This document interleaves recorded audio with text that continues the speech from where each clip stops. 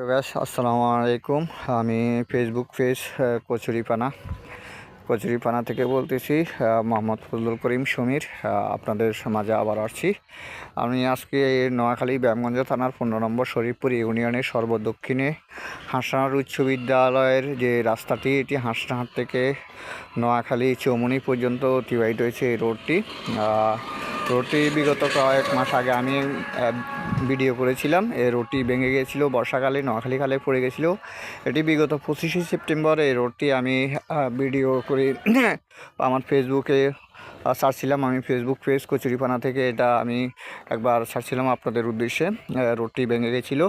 এই রোডটি গতকাল 14ই ডিসেম্বর মাটি ভরাট করি যে ভাঙা অংশটুকু ছিল সেই অংশটুকু এখানে ভরাট করা হয়েছে।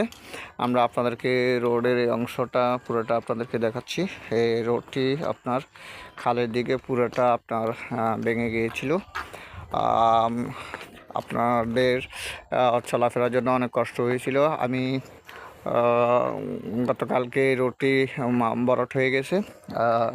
বিশেষ করে বাংলাদেশের প্রকৌশলী ডিপার্টমেন্টের যিনি প্রধান জাভেদ মিয়া ইঞ্জিনিয়ার, ওনার তত্ত্বাবধানে এবং ওনার ব্যক্তিগত উদ্যোগ নিয়ে এই রোডটি একটু মাটি ভরাট করে দিয়েছে এবং সংশ্লিষ্ট আপনার ওয়ার্ড মেম্বার, বুট্টু মেম্বার সহ এরা গতকালকে এখানে মাটি ভরাট করে দিয়েছে। এটি হচ্ছে নোয়াখালী হাঁসনাহাট উচ্চ বিদ্যালয়ের রোড।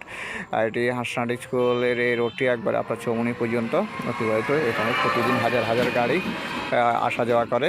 এটি অদূর ভবিষ্যতে নোয়াখালী চৌমুনি থেকে হাঁসনাহাট হয়ে মাইদি বাইপাস সড়ক হওয়ার সম্ভাবনা রয়েছে।